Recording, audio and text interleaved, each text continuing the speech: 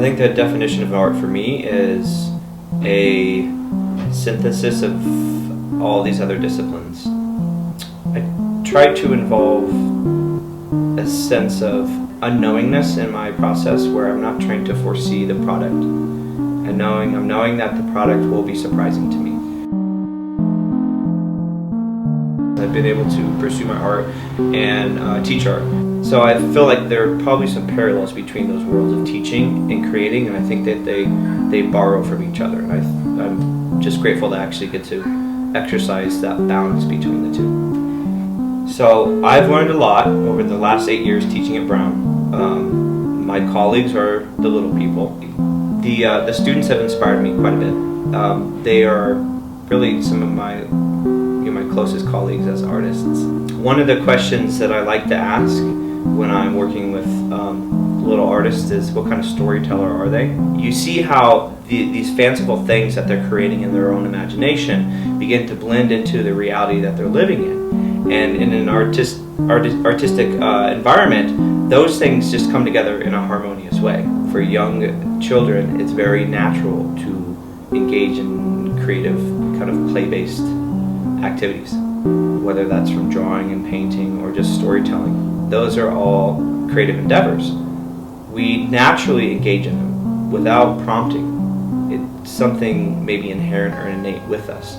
The question is, can we hold on to those things that kind of came with us as young people?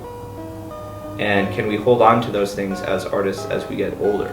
And it's a process of constantly kind of reinventing yourself as an artist as we age. Creating is a process of becoming vulnerable.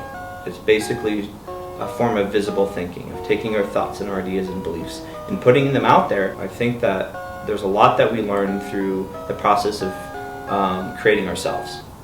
In that moment of being in that place where you're fully engaged, where you're feeling a sense of what I think has been called flow. And that's pretty common when you ask a lot of creative individuals. What does it feel like when you're creating, when you're in that moment and everything's working just right?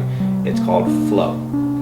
So I imagine that every single brush stroke that I make on a canvas is an addition, like a new variable to the equation.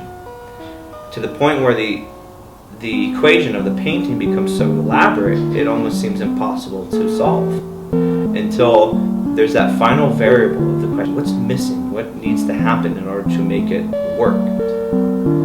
So when you finally put that last stroke or brush mark or whatever that is onto that canvas and it works, it's almost like a magical thing. You have to kind of go backwards and try to figure out, how did I come to this place? How did it work out? For all those doubts and struggles and challenges, somehow it works out in the end. Sometimes.